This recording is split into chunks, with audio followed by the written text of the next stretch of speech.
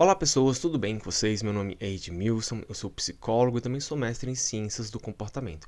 Esse vídeo aqui é uma aula 4, onde a gente vai falar um pouco sobre crenças e julgamento social, tá? Inclusive, esse vídeo aqui faz parte de um curso de Psicologia Social.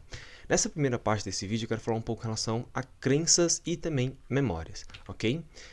Para começar essa aula, eu queria perguntar se vocês já assistiram Pokémon, tá? Alguns de vocês provavelmente já assistiram, outros de vocês provavelmente não assistiram Pokémon, mas eu vou fazer só uma dinâmica aqui no começo para poder saber se vocês conseguem reconhecer alguns personagens, ok? Não necessariamente Pokémon, mas os personagens também, tá? Então, para começar, queria saber se vocês sabem quem é esse personagem aqui, ok? Então, quem é esse Pokémon, tá? Relembrando a infância de muitos de vocês, tá? Muito provavelmente vocês vão dizer que é o Pikachu, tá? E esse personagem aqui, quem é esse personagem aqui? Pela silhueta, provavelmente algumas pessoas vão dizer que esse aqui é o Silvio Santos, tá? E essa pessoa aqui, quem é essa pessoa, tá? Então, uma pessoa misteriosa, parece estar segurando uma caneta, um cigarro. Vocês já devem ter reconhecido que esse aqui é o Freud, tá? E essa pessoa aqui, tá? Muitos de vocês vão reconhecer aqui como o nosso grandíssimo chorão, Charlie Brown Jr., ok? E o que eu estava querendo apresentar para vocês é que, quando a gente é exposto a uma dica visual, né? Geralmente isso vai facilitar para que a gente consiga recuperar uma determinada informação, tá? Isso é chamado de priming, tá? Priming de memória, que é basicamente uma forma que a gente tem de uma pré-ativação, ou melhor, uma ativação no nosso sistema cognitivo, no qual faz com que a gente consiga fazer uma associação em relação a um determinado fenômeno ou informação e, né, a gente vai conseguir recuperar essa informação, tá? Não só isso também, como o Prime, ele está sendo associado em relação a como que essas informações que são pré-ativadas no nosso sistema cognitivo, no nosso sistema de memória, conseguem influenciar em relação à nossa percepção e também ao nosso comportamento, tá? Um efeito que é muito parecido, né, e que de certa forma está até um pouco associado com o Prime, é o que a gente chama de efeito Proust, tá? Que vocês já devem ter visto nessa cena aqui do filme do Ratatouille, tá? O efeito Proust, basicamente, é quando a gente tem uma memória que ela é desencadeada quando a gente passa por uma pista sensorial, tá? Então, se você sente um cheiro, um sabor, uma textura, um toque, né? E isso vai desencadear em você uma memória profunda em relação ao seu passado, tá? Nessa cena aqui do filme do Ratatouille, então o personagem ele come, né, o prato do Ratatouille, né? Que era um prato que sua mãe fazia quando ele era pequeno e automaticamente ele é transportado em relação a essa lembrança extremamente profunda da sua infância, ok? O Prime ele funciona de uma forma semelhante, tá? Então a gente vai ter alguns recursos que podem ser visuais, que podem ser auditivos, que vão desencadear, né, uma ativação em relação a uma determinada informação que está armazenada de certa forma no nosso sistema cognitivo, tá? No nosso sistema de memória, ok? E aí, tá? Vamos fazer outra dinâmica aqui para poder falar um pouco mais sobre o priming, tá? Observando essa imagem aqui e essas letras aqui, qual é a palavra que completa aqui essa palavra, né? Ou melhor, qual é a letra que está faltando aqui para poder completar essa palavra? Vou dar um tempinho para vocês poderem responder, tá? Se vocês quiserem, vocês podem colocar nos comentários, que eu vou adorar saber qual é a resposta de vocês. Mas a resposta aqui seria prato, tá? Então essa pessoa aqui, ela está segurando um prato, ok? E nessa outra imagem aqui, né? Considerando essa quantidade de letras aqui, qual seria a palavra que a gente conseguiria encontrar aqui com esse número de letras aqui, tá? Se você disse noivo, você acertou, ok? E essa palavra aqui, tá? Então essa pessoa, tá? Como que a gente consegue, né, associar essa imagem em relação a essa possível palavra aqui? PR, provavelmente você disse prece, né? Então ele está fazendo uma prece. E essa outra palavra aqui, tá? Então, co. Considerando que essa imagem a gente pode, obviamente, considerar que essa palavra aqui, né, é tabaco, né, porque a gente tem uma pessoa fumando um tabaco aqui numa imagem, ok? Basicamente, o que eu fiz aqui foi uma pegadinha com vocês no sentido de que eu forcei vocês a ter uma pré-ativação em relação a uma determinada informação, tá? Que inclusive pode estar associada em relação a uma possível influência em relação a crenças e preconceitos que a gente tem dentro da nossa sociedade, tá? Então, quando a gente vê uma pessoa preta, automaticamente a gente vai associar a determinadas características, a adjetivos que vão descrever aquela pessoa, e a gente não vai fazer uma análise mais holística em relação àquele fenômeno, tá? A gente tem uma série de estudos que vai avaliar justamente esse efeito do priming, né, justamente nessa questão de como que processos raciais, de crenças e de preconceitos vão influenciar em relação à nossa percepção, tá? E, né, o priming, de certa forma, como é uma pré-ativação, né, que vai associar algumas informações ali, ele vai justamente ser muito influenciado em relação a essas crenças e esses preconceitos que a gente pode ter, ok? E aí vamos fazer uma outra dinâmica aqui, tá? Então eu tenho aqui mais 3 frases, tá? Então essas frases aqui elas precisam ser completadas com uma possível palavra, tá? Então, por exemplo, essa pessoa, tananã, muito. Por isso ela é uma pessoa idosa, tá? Depois disso a gente tem, depois de tananã, muitos anos, a pessoa se torna um aposentado, tá? E a terceira palavra, né, ou melhor, a terceira frase diria, né? Depois de viver por muitos tananãs, ele se tornou um grande sábio, tá? Então, né, eu também quero que vocês experimentem a possibilidade de tentar complementar essas frases aqui, né? E se vocês puderem colocar nos comentários, eu ficaria muito feliz de saber o que vocês pensaram que poderia complementar essas frases aqui. Mas já adiantando, tá? Apresentando a resposta para vocês, né? Aqui em cima a gente pode colocar a palavra viveu, né? Então, se a pessoa viveu muito, por isso ela é uma pessoa idosa, né?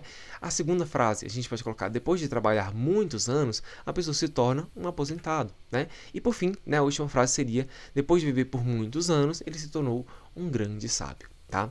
E aí, né, essas frases aqui, elas foram utilizadas em um estudo no qual um grupo de pessoas elas foram expostas a essas frases e eles precisaram fazer essa tarefa que vocês acabaram de fazer aqui junto comigo, tá? Que era basicamente complementar, né, completar essas frases aqui com uma determinada palavra, tá? Porém, né, esses pesquisadores, quando eles se despediram dos participantes, basicamente eles observaram que esses participantes eles começaram a se mover muito lentamente. Né? Basicamente, num percurso que eles tinham ali entre a sala do laboratório onde eles fizeram essa pesquisa e fizeram a complementação dessas frases, até o elevador, que era o local onde que saiu do prédio, né, esses pesquisadores avaliaram o tempo que essas pessoas elas demoravam para poder percorrer todo esse percurso. Tá? Basicamente, aqui, né, as pessoas elas começaram então a andar mais devagar, justamente as pessoas que foram comparadas a outros grupos que que passaram por outras frases ali, né, que tinham que complementar outras frases. Então, o que tinha naquelas frases anteriores ali que poderia induzir esse efeito aqui? O que vocês imaginam que poderia ter ocasionado isso, tá? A resposta é basicamente que essas frases aqui, né, elas estavam tematizadas relacionadas a envelhecimento. Tá? Então tudo aqui estava contextualizado em relação a se referir a pessoas idosas, pessoas aposentadas, pessoas que tiveram, né, um grande percurso durante a sua vida e por isso acumularam determinados tipos de conhecimento. Tá? Então tudo isso foi associado a envelhecimento, o que fez com que a consequência disso foi que as pessoas elas começassem a associar informações relacionadas a envelhecimento do ponto de vista cognitivo. Isso influenciou em relação à forma como elas andavam. Tá? Então, basicamente foi uma ativação de um prime aqui, né, que teve uma influência numa perspectiva tanto perceptual em relação a si mesmo, como também comportamental, no qual pessoas que foram, né, tiveram a ativação desse prime aqui através dessas palavras implícitas aqui, que estavam remetendo a envelhecimento, elas começaram a apresentar comportamentos associados a esse envelhecimento, ou seja, se mover de uma forma mais devagar. Tá? Então, a gente teve 2 estudos que foram conduzidos ali pelo Bard, né, e colaboradores em 1996, onde que eles encontraram esse efeito de uma forma muito consistente. Tá? Então eles fizeram 2 experimentos, tá? E os resultados desses experimentos eles foram basicamente idênticos, tá? Então nesse gráfico aqui a gente tem um grupo de pessoas que foram expostas a umas palavras, né, que eram neutras, que não estavam associadas ao envelhecimento, enquanto nessa parte, nessa barra preta aqui, né, mais escura, a gente tem pessoas que estavam, né, sendo condicionadas ali, ou melhor, ativadas através de um primer em relação a temas relacionadas a envelhecimento, tá? E essas pessoas, né, elas demoraram mais tempo, tá, para poder andar nesse percursozinho entre a sala do laboratório até o elevador, tá? E aí, né, a conclusão que a gente chega é basicamente que a gente processa informações de uma forma que é uma forma automática, é uma forma involuntária e que algumas informações elas passam em relação a uma grande distância em relação à nossa atenção consciente, porque essas pessoas elas não sabiam, né, pelo menos elas não sacaram ali naquele momento que as frases que elas estavam complementando ali, né, de elas estavam completando ali, estavam relacionadas a envelhecimento, e isso influenciou em relação à percepção delas, né, de uma forma involuntária e uma forma automática, né, e essas informações elas estavam longe ali em relação à atenção consciente dessas pessoas, tá? Estudo muito interessante, estudo relativamente clássico dentro da psicologia, altamente recomendo vocês visitarem esse estudo, tá? E aí, né, já que a gente teve no estudo passado, né, basicamente uma influência em relação ao comportamento das pessoas através de uma mensagem que foi de certa forma subliminar, né, nas entrelinhas ali entre as fases, será que a gente consegue realmente alterar o comportamento das pessoas quando a gente apresenta uma mensagem subliminar, tá? Então se vocês já assistiram o SBT em algum momento da vida de vocês já devem ter sido expostos a uma mensagem subliminar da Jequiti, né, no qual eles colocavam aqueles flashes, né, bem rapidamente na tela da televisão para as pessoas poderem ver os produtos da Jequiti, tá? Ou, né, se você é uma pessoa que foi criada a partir dos anos 2000 na internet, você já deve ter visto alguma teoria da conspiração que falava que os filmes da Disney colocavam mensagens subliminares nos filmes e nos desenhos para poder influenciar as crianças, tá? Nem vou comentar em relação a essa imagem aqui, mas basicamente, tá? Embora o Prime ele possa, de certa forma, influenciar algumas respostas que a gente tem do ponto de vista involuntário, tá? No geral, as informações que elas não estão disponíveis no ponto de vista consciente, né, elas não são capazes de afetar decisões e comportamentos complexos, tá? Isso aqui é uma virada de chave, tá? Que essa pesquisadora aqui que está na referência, que é a Elizabeth Loftus, ela trouxe para a psicologia que é muito relevante, no qual por muitos e muitos anos, né, a gente alimentou uma tradição dentro da psicologia de que existiam informações, né, que estavam, de certa forma, no nosso subconsciente ou no nosso inconsciente e que essa informação poderia influenciar o comportamento das pessoas, tá? E a gente tem uma série de pesquisas, né, principalmente as pesquisas da Elizabeth Loftus, que mostram que isso, na verdade, não acontece, tá? Essas mensagens subliminares, as informações que não estão no nível da nossa consciência, não são suficientes para poder, né, influenciar uma pessoa, tá? Apresentar um comportamento sexual disfuncional, uma criança, por exemplo, ou influenciar a gente a querer comprar um produto da Jequiti, por exemplo, tá? Isso, infelizmente, não acontece, tá? E aí, o outro estudo que foi feito, né, que também é bastante interessante, que também está relacionado em relação a esses processos internos, tá? Foi um estudo do Anderson e colaboradores que foi feito no ano de 1980, tá? Basicamente, esses pesquisadores aqui, eles perguntaram para as pessoas, né, para grupos de pessoas, se eles acreditavam que um bombeiro, né, que ele era um bombeiro mais impulsivo, né, que tinha uma tendência maior de se colocar em risco, era um bombeiro que ele era mais efetivo dentro do seu trabalho do que um bombeiro cauteloso, né, que um bombeiro que tentava avaliar a informação de uma forma mais fria ali e não se colocava em risco. Para vocês, né, qual tipo de bombeiro é melhor? Se vocês estivessem dentro de um incêndio, qual tipo de bombeiro vocês queriam que salvassem vocês, tá?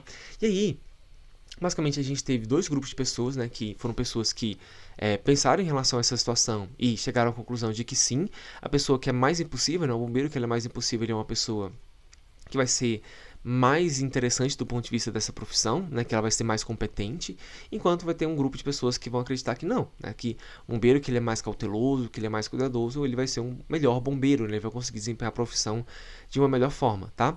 E os pesquisadores basicamente convidaram esses participantes, né, esses grupos de participantes a poder argumentar, né, descrever um pouco em relação a quais pontos eles acreditavam que influenciaria em relação a essa resposta, né, o que justificaria essa resposta de que um bombeiro mais impulsivo ele seria um bombeiro mais efetivo no seu trabalho ou um bombeiro cauteloso seria mais efetivo, tá? E aí, depois disso, basicamente, né, esses pesquisadores eles começaram a expor, né, alguns contra-argumentos ali, no sentido de que um bombeiro impulsivo, talvez, né, ele não só se coloque em risco, no sentido de que ele vai poder sofrer um acidente, né, durante o resgate, e quando ele se coloca em risco, por exemplo, ele poderia diminuir a chance dele conseguir salvar as pessoas, porque ele poderia, inclusive, morrer no processo, e que poderia tornar todo aquele processo de resgate ali muito mais complicado, porque ele também poderia se tornar uma possível vítima, né, e também precisaria ser resgatado e também precisaria de cuidados médicos, tá? E, né, os outros contra-argumentos em relação à questão da cautela seria justamente que, em algumas situações, né, onde que esses bombeiros eles precisam, né, ter um pouco mais de impulsividade e agilidade ali para poder tomar determinadas decisões, né? Se ele for muito cauteloso, pode ser que quando ele chegue para salvar aquela pessoa já seja tarde demais, tá? Mas basicamente essas pessoas, né, que foram expostas, né, em relação a esses contra-argumentos, eles não conseguiram aceitar, né? Basicamente eles fizeram uma manutenção em relação à crença inicial que foi induzida para eles, né, de que, né, impossível é bom ou cauteloso é bom, né, e eles não conseguiram mudar de opinião, tá? Isso aqui é chamado de perseverança da crença, no qual a gente tem uma tendência basicamente de manter nossas crenças iniciais, mesmo quando essas crenças elas são desacreditadas de alguma forma, tá? Então, né, quando a gente passa a examinar algumas teorias e algumas explicações possíveis sobre como que elas poderiam ser verdadeiras, né, isso basicamente vai fazer com que as crenças que a gente tem em relação àquela determinada aquele determinado fenômeno, aquele determinado acontecimento ou situação, né, eles se tornam mais fortes, mais engessados dentro do nosso sistema cognitivo, e a gente geralmente vai ter uma tendência muito forte de não aceitar possíveis explicações ou explicações que são alternativas a essa possibilidade, tá? E esse efeito é chamado de perseverança da crença, ok? E aí a gente vê, né, alguns efeitos em relação a isso dentro da nossa sociedade, tá? Um exemplo que é um exemplo muito complexo e muito polêmico, né, foi o exemplo onde que a gente teve, né, no ano de 1998, um artigo que foi lançado numa revista chamada Lancet, tá? Que é uma revista que era afiliada ali em relação às revistas da Nature, que tem basicamente um grande prestígio científico dentro da comunidade, tá? E esse artigo que foi publicado foi um artigo muito polêmico, porque os autores eles estavam fazendo uma associação em relação a vacinações, né, contra sarampo, cachumba, rubéola, né, e que essas vacinas elas estavam causando autismo em crianças, não só autismo como algumas outras doenças também, o que criou basicamente um pânico muito grande na sociedade, né. Esse artigo ele foi utilizado para poder basear um grande movimento anti-vacina, principalmente nos Estados Unidos, mas também no mundo inteiro, tá? Então até hoje essa ideia de que as vacinas podem causar autismo, ela existe no sentido justamente de que quando as pessoas elas foram expostas a essas notícias que causou de certa forma um terrorismo psicológico ali de que essas vacinas poderiam causar autismo nas crianças, né? Algumas pessoas elas fizeram a manutenção dessa crença, né? Então passaram a acreditar nessa informação, tá? E mesmo como depois, né, de que a revista em si, né, retratou esse artigo no sentido de que eles apresentaram que esse artigo estava apresentando informações que eram tendenciosas e que não refletiam a verdade, né? E mesmo também que canais de notícias, né, começassem a afirmar de que a vacina não fosse capaz de causar o autismo ou que, né, canais de saúde, né, como por exemplo a OMS, desmentissem essa informação, ainda assim as pessoas elas faziam essa manutenção dessa crença, né? Ou seja, um efeito aqui de perseverança da crença que mesmo a crença depois de ela ser desacreditada, né, ser bem argumentada do ponto de vista contrário, elas ainda foram mantidas ali por algumas pessoas justamente por causa desse efeito de perseverança da crença, tá? Vamos mudar de assunto, tá? Eu quero fazer uma pergunta em relação a como que foi o seu aniversário de 7 anos, tá? Se você não fez aniversário em 7 anos, pode pensar em anos anteriores, né, ou anos posteriores também, tá? E aí a gente tem algumas perguntas aqui para poder guiar em relação a como que foi essa festa de aniversário, ok? Nessa festa de aniversário teve um bolo, tá? Teve cachorro quente. Nossa, eu amo festa de aniversário que tem cachorro quente, principalmente festa de aniversário de criança, tá? Nessa festa de aniversário, dependendo da sua idade, vocês provavelmente ouviram as músicas da Xuxa, tá? Muito típico em festa de aniversário antigamente, tá? E eu pergunto pra você, quem estava presente nessa festa? Tava sua família, seus amigos, alguns familiares, o pessoal da escola, né? Alguém que você tinha maior proximidade, como por exemplo um melhor amigo, ou até mesmo um crushzinho naquela época. Na sua festa de aniversário, teve docinho, tá? Teve brigadeiro, né? Teve aquele docinho, né, de leite ninho, né, que eu amo, né? Teve esses docinhos na sua festa, né? E também, qual era a roupa que você estava vestindo, tá? Tenta recuperar essas informações dentro da sua memória para saber como que foi essa festa de aniversário quando você tinha exatamente 7 anos de idade, tá? E aí, eu faço uma pergunta para vocês. Será que essa informação que você está lembrando, né, e a forma como você respondeu essas perguntas realmente retratam a realidade? Né? Será que realmente foi assim que aconteceu essa festa de aniversário, tá? Eu afirmo para vocês que muito provavelmente não foi assim, tá? Então, muito provavelmente você não está lembrando das coisas corretamente, tá? Isso aqui basicamente está associado em relação a como que a gente forma as nossas memórias. Então, as memórias, elas não estão relacionadas a uma pequena parte do nosso cérebro que vai armazenar essas informações, tá? No geral, as memórias, elas são armazenadas de uma forma holística dentro do nosso sistema cerebral, tá? Onde as informações, elas vão estar, né, basicamente armazenadas no processo de ativação de determinados neurônios, né? E isso vai ser visto de um ponto de vista conexionista, no qual alguns neurônios que se ativam, né, em conjunto ali vão desencadear a possibilidade de você acessar um determinado tipo de memória, tá? E aí, né, o que a gente tem quando a gente vai olhar as teorias sobre memória, basicamente é que as memórias, elas estão reconstruídas, né, constantemente, tá? Então, toda vez que você vai lembrar em relação a essa festa de aniversário de 7 anos de idade, você vai ter uma lembrança que provavelmente ela vai ser um pouquinho diferente em relação a quando você lembrou anteriormente, tá?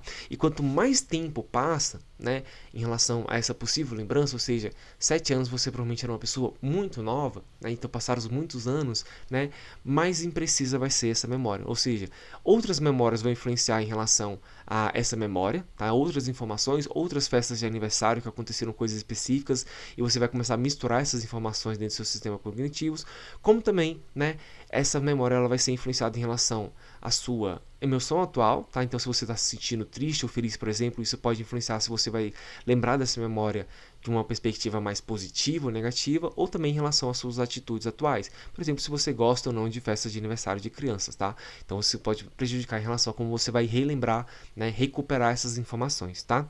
E aí, né, a conclusão que a gente chega, né, quando a gente vai falar em relação a essa recuperação de informações da memória, basicamente que o passado, né, é uma realidade que ela é extremamente imprecisa, tá? A gente nunca vai conseguir acessar uma informação da forma mais fidedigna em relação a como ela de fato aconteceu, né? Ela vai ser completamente alterada toda vez que a gente tentar, né, recuperar essa informação. Não só isso, também como a gente vai vivendo, vai adquirindo outras memórias, essas outras memórias também vão influenciar em relação a como a gente vai lembrar em relação a alguns eventos da nossa vida, tá? É uma realidade bem triste, basicamente, porque a gente, basicamente, viveu uma experiência que a gente nunca mais vai conseguir recuperar, tá? Então, uma coisa que aconteceu no passado, ela vai ficar no passado, tá? E a gente nunca vai conseguir acessar ela de uma forma precisa, tá? As coisas, elas vão variar, tá? Isso aqui é muito comum quando a gente começa, né, a conversar com um parente ou com um amigo, né, sobre algum evento passado, e vocês vão começar a perceber que basicamente vão começar a aparecer percepções diferentes em relação a como que aquilo aconteceu, né? Então, um amigo pode falar que, naquela festa de aniversário tava muito bom aquele bolo de morango. Aí você fala, não, mas meu bolo foi de chocolate, né? Não, foi de morango, eu lembro inclusive porque eu comi o morango e gostei muito, tá? E essas pessoas, elas vão ter percepções diferentes em relação a uma mesma memória, justamente porque elas modificaram essa memória através das suas experiências de vida, tá? E aí, né, voltando a falar sobre essa moça aqui, é uma grande moça, eu admiro muito essa pessoa, que é a Elizabeth Loftus. Basicamente, ela desenvolveu uma série de estudos para poder falar em relação a como que essas memórias que a gente tem, elas podem ser distorcidas, ou seja, essas memórias, elas podem ser alteradas de uma determinada forma quando a gente tenta recuperar essas memórias, tá? E quando ela desenvolve uma série de estudos, basicamente ela começa a apresentar evidências, né, que refutam a ideia de que a gente tem algumas memórias que são reprimidas, tá? E aí, quando ela começa a desenvolver, né, todos esses estudos, né, todas essas evidências que vão reprimir essas memórias, melhor, refutar essas memórias reprimidas, ela começa a ser bastante criticada, né, dentro da comunidade científica, e ela começa a ser, inclusive, ser ameaçada, né, por psicanalistas que justamente se baseavam, né, que toda a teoria psicanalística se baseia em relação à existência de memórias que são reprimidas, né, e ela vai começar a receber alguns ataques em relação a isso, tá?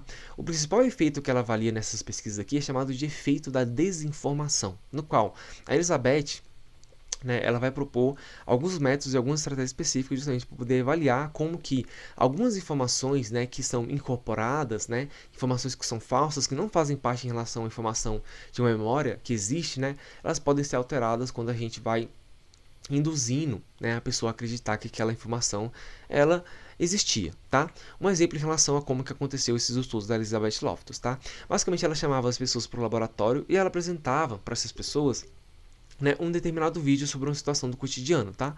Como, por exemplo, um acidente de carro, tá? Então, as pessoas viam um acidente de carro, né, e era pedido para elas poderem prestar muita atenção em relação a todos os fatores que estavam associados em relação àquela cena que elas estavam vendo, tá?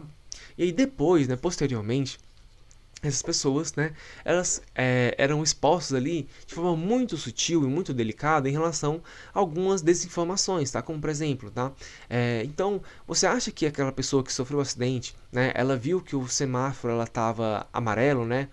Então a pessoa ela deveria estar dando preferência, né, em relação ao outro carro e ela poderia ter evitado o acidente. A pessoa pensa, de fato, se ela tivesse visto que o semáforo estava amarelo, né, ela poderia ter tomado cuidado e evitado o acidente. Sendo que, na verdade, o vídeo em si, o semáforo, ele estava vermelho, né? Então, a pessoa ela cometeu o acidente justamente por causa de uma infração de trânsito e não necessariamente porque o semáforo estava amarelo. Mas ela ia conversando com os participantes, né, e apresentando algumas informações ali de forma muito sutil, no qual, né, ela ia induzindo, de certa forma ali, essas pessoas a acreditarem, por exemplo, que o semáforo estava amarelo e não vermelho, tá?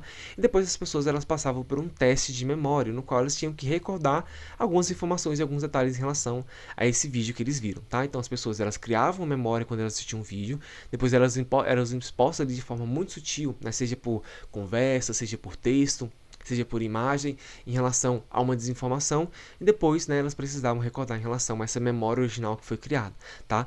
Basicamente, o que observou é que alguns estudos eles encontraram basicamente que acima de 25%, outros estudos, né, mais atuais encontraram que mais da metade dos participantes eles lembravam em relação a essas informações, né, essas desinformações que eram enganosas sobre um determinado evento. Ou seja, a forma como a gente apresenta algumas determinadas informações para pessoas altera em relação a como essas pessoas vão recuperar essas informações informações, ok? E aí a gente tem uma série de fatores que vão influenciar em relação a essa recuperação dessa memória, como por exemplo, o estado emocional, como eu disse, se você está se sentindo feliz ou triste, angustiado, com raiva, tá? Isso vai influenciar em relação a como você vai recuperar aquela memória, a motivação que você tem naquele determinado momento, se é uma motivação intrínseca, se é uma motivação extrínseca, para você recuperar aquela memória, isso pode influenciar, tá? Se você passa, né, por algumas dicas ou sugestões em relação àquele determinado evento, tá? Então, como a Elizabeth fez, né, a Loftus fez, então ela apresentava algumas informações, né, para essas pessoas, e isso influenciava em relação a como essas pessoas conseguiam recuperar essas memórias e também em relação ao ambiente no qual você tá? Então, se você está num ambiente onde aquela memória foi criada, você vai ter uma recuperação. Se você está em um outro ambiente que remete àquele ambiente, você vai ter uma outra recuperação, tá? E tudo isso aqui vai estar influenciando e basicamente fazendo com que a gente crie o que a gente chama de falsas memórias, ok? E aí, né, esses estudos da Loftus, como eu disse, foram estudos muito importantes, né? E são estudos que são discutidos até os dias de hoje e recebeu bastantes ataques também, tá? Então, esses ataques existem principalmente de uma perspectiva de abordagem da psicologia, como por exemplo a psicanálise, que se baseia justamente dentro de uma investigação em relação ao passado dos pacientes, tá? Então, a investigação em relação a como que eventos passados foram reprimidos dentro da memória e como essas repressões podem influenciar em relação a manifestações de sintomas dentro dos pacientes, né? Toda uma perspectiva psicanalista que se baseava nessa crença, né? E que essas evidências elas começaram a mostrar que, na verdade, isso provavelmente não acontece, né? E se acontece, basicamente pode estar acontecendo justamente porque o terapeuta, né, o psicanalista, ele pode estar induzindo a pessoa a criar uma falsa memória, tá? E isso tudo acabou criando uma grande polêmica porque, né, dentro da psicanálise, né, alguns terapeutas eles começaram a identificar, né, que muitos sintomas que os pacientes viviam, né, estavam associados a traumas relacionados a abuso infantil, né? E a Loftus começa a criticar justamente essa perspectiva dentro da psicanálise, porque dependendo da forma como o terapeuta ele guia, né, a sessão, vai fazendo perguntas, né? Por exemplo, a pessoa ela acredita, não acredita necessariamente, mas ela está falando em relação, fazendo uma recuperação de memória em relação a como ela estava com o tio, tá? E aí o terapeuta ele começa a desconfiar que essa pessoa foi vítima de um abuso e esses sintomas estão relacionados em relação a esse abuso que essa pessoa sofreu, tá? E ela pergunta, o terapeuta pergunta para essa pessoa, será que seu tio então ele encostou em você, né? A pessoa fala assim, ele estava muito perto de mim, tá? Perto quanto? Perto no sentido de fato que ele poderia estar encostando em mim. E onde que ele poderia estar encostando? Eu acho que a perna dele estava encostando na minha coxa, tá? Então, dependendo da forma como essa pessoa vai conduzir nessa sessão de terapia, né, e fazendo as perguntas, né, e supondo em relação ao que aconteceu ali, tá? Isso pode influenciar em relação a como a pessoa lembra dessa informação, e não só isso, pode induzir essa pessoa a acreditar, por exemplo, que ela sofreu um abuso, quando na verdade não aconteceu, tá? E a Loftus, ela começa a ter uma relevância, inclusive, dentro do ponto de vista judicial, no qual, né, essa informação que ela traz em relação a esse erro de desinformação começa a questionar em relação a algumas decisões jurídicas, né, que se baseavam nessa ideia de que algumas memórias poderiam ser reprimidas, tá? Então tem toda uma história que eu recomendo vocês lerem em relação ao que influenciou a Loftus a fazer essas pesquisas, no qual ela participou de um processo judicial, no qual um homem, né, ele foi condenado porque uma moça, né, ela lembrou de um abuso que ela sofreu por esse homem 20 anos atrás. Ou seja, né, essa moça ela sofreu esse abuso, ela reprimiu essa memória, né, por 20 anos e 20 anos depois, por algum motivo, ela lembrou dessa memória, tá? E a Loftus justamente vai questionar no sentido de que isso pode ter acontecido, tá? Ela não quer descredibilizar a situação da vítima, mas, né, a depender das informações que ela passou, da situação que ela passou, né, do ponto de vista atual, isso pode ser feito com que essa pessoa, né, recuperasse essa lembrança de uma forma imprecisa, né, e, inclusive, né, esse abuso pode ter nem acontecido, tá? Então, julgar uma pessoa 20 anos depois por uma memória que foi reprimida é muito delicado do ponto de vista judicial, tá? E a Loftus, ela começou a se envolver toda em relação a toda essa polêmica, ok? E aí, né, tem esse artigo aqui, tá? Então, que é um artigo que ela fala um pouco em relação a como que foi todo esse processo e também em relação a alguns ataques que ela começou a sofrer, tanto de colegas que ela acreditavam que eram colegas, né, como também de outras pessoas, né, de outros psicólogos, de outros pesquisadores que começaram a criticar muito ela justamente porque ela estava basicamente desacreditando um conhecimento que era um conhecimento muito bem estabelecido dentro da psicologia, que era o conhecimento da psicanálise, tá? E aqui a gente começa a ter toda uma discussão em relação à influência que a psicanálise tem dentro da psicologia, né? Como que a gente, né, é resistente em relação a quebrar alguns conhecimentos e algumas práticas que a gente tem dentro da própria psicologia, mesmo quando a gente está falando de um ponto de vista científico, tá? Então a gente está falando de pesquisadores aqui, né, que desacreditavam em relação a determinada informação justamente porque eles acreditavam que aquela informação era verdadeira. Eles baseavam toda a prática deles, prática clínica deles dentro daquele conhecimento, sendo que, né, a pesquisadora aqui, Elizabeth Loftus, começou a apresentar que talvez, né, esse conhecimento esteja errado ou impreciso, tá? E aí ela foi muito criticada e muito atacada por conta disso, uma pena, porque dentro da ciência a gente tem que estar sempre disposto a mudar as nossas crenças, nossos conhecimentos, quando a gente tem evidências que mostrem o contrário, tá? Então, essa aqui foi a primeira parte dessa aula, tá? Na segunda parte a gente vai falar um pouco em relação a algumas percepções internas em relação ao nosso mundo social, tá? Eu vou ficando por aqui, muito obrigado se você assistiu o vídeo até aqui, valeu, falou e até mais!